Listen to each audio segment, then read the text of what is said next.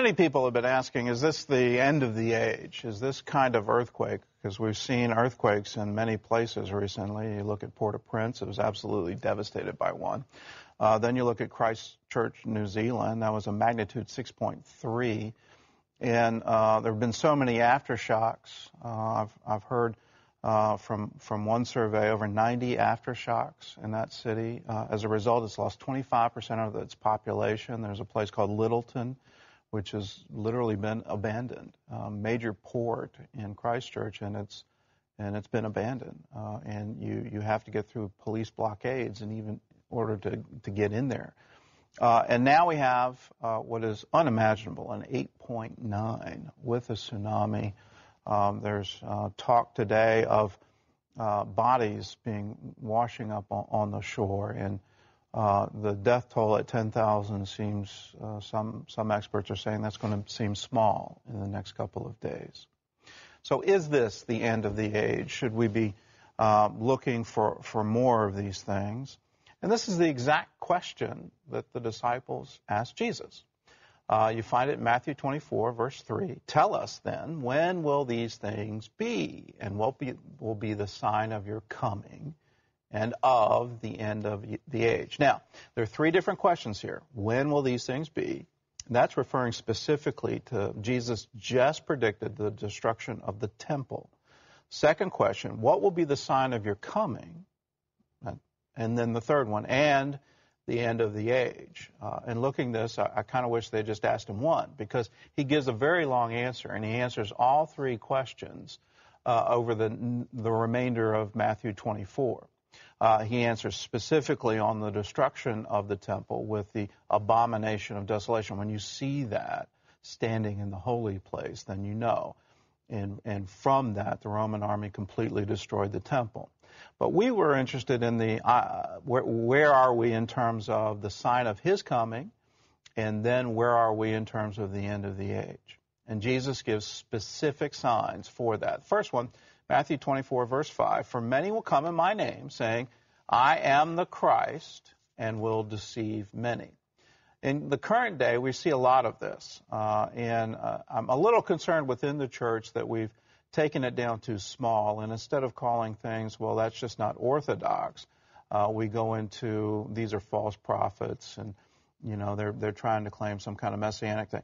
When you look at the 2,000 years of history, the major ones who claimed that they were God, and that's what you've got to look at, that they held absolute power and sway, and whether you want to call them a Führer or a supreme leader or the head of Juche in North Korea, that you literally had to bow down to them.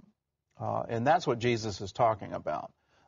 People who assume the place of absolute leader and absolute ruler and absolute authority on all matters, whether that's the church or the state. And when you see those things elevated, that's what Jesus is talking about. I am the anointed one. I'm the one here to lead all humanity. That's what he's referring to. Second sign, Matthew 24, verse 6, and you will hear of wars and rumors of wars. In the last century, we've seen more wars than in the previous 1,900 years. And currently, count the number of places where there are wars. There are civil insurrections. There are civil wars. There are demonstrations. And literally, it's spanning the globe. Matthew 24, verse 7, and there will be famines, pestilences, and earthquakes in various places. Now, according to the U.S. Geological Survey, the frequency of earthquakes over the past 5 years has not increased. They may revise that in the wake of what's going on right now in Christchurch and what's going on right now in Japan. There have been 60 aftershocks in Japan over the weekend. 5 of those aftershocks exceeded magnitude 6.0. In any other area of the world, that would be considered a major earthquake. But because of the magnitude of what happened Friday, these things are considered lesser and are considered just aftershocks. Now, does any of that signal the end of the age? Well, Jesus is quite specific. No, it doesn't. Matthew 24, verse 8. All these things are the beginnings of sorrow. So this isn't the end. This is just the beginning. And now we get to look forward to some other things. And this isn't particularly good news. This is just the beginning of sorrows. Matthew 24, verses 12 through 13. And this is one of the big ones that we all have to watch out for. And because lawlessness will abound, the love of many will grow cold. But he who endures to the end shall be saved. Now, we saw that report from Japan where, it's very unusual in that culture for anyone to express anger, let alone try to strike a government official. But that was what was going on after 4 days of no food and water. Now, look back at Katrina. What happened in the Superdome where there was no food and no water and no way to get out, no way to get in. And things got very, very tense. When you start imagining what happens when entire populations of cities where you have 10 million people with no food, no water, no power, no cell phone service, no nothing, what happens to them on the fourth day, the fifth day? And you will see lawlessness. And then as a result of that, will our love grow cold? That's a warning for all Christians to keep our love to the end and to keep extending mercy and extending compassion in the face of what will be very severe. Here's the next sign, and this is a very positive one. This is Matthew 24:14. And this gospel of the kingdom will be preached in all the world as a witness to all the nations. And then the end will come. This is the ultimate sign. And we've got that little box at the bottom there. That's from the front of the building of this studio headquarters. And this has been the watchword for CBN these 50 years, that we want to preach the gospel in all the world. That's what we want to do. And then it's one of the signs that we control.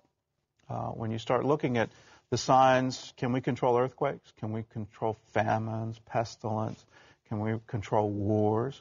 Well, on an individual basis, that's very hard. But what can you do as an individual? Number one, you can keep your love. You don't ever need to let that go. Number two, you can be part of the Great Commission. You can be part of preaching the gospel. And whether that's going or sending, you can be a part of it. And when that happens and when the end comes, well, then watch out, because Matthew 24, verses 21 through 22 kick in. For there will be a great tribulation, such as not been since the beginning of the world until this time. No, nor ever shall be. And unless those days were shortened, no flesh would be saved. But for those elect's sake, those days will be shortened. Now, that has yet to happen. There have been some great ones, and there have been some great persecutions. And whether you look at the destruction of Jerusalem in AD 70, where 1.1 million people were killed by the Roman army, that's according to the historian Josephus. That is an awesome tribulation. But Jesus is prophesying here, there's never been one like this. Unless these days are shortened, there wouldn't be any flesh at all remaining alive. Then after that, immediately after the tribulation, according to Matthew 24:29, the sun will be darkened, and the moon will not give its light. The stars will fall from heaven, and the powers of the heaven will be shaken. Then the sign of the Son of Man will appear in heaven. That's the end of the age. And when you see the powers of heaven shaken, that's the time to look, because the sign of the Son of Man will appear in heaven. And Jesus says, as lightning, it'll be everyone from east to the west will be able to see and look upon him. That is the ultimate sign of the end of the age. Well, when we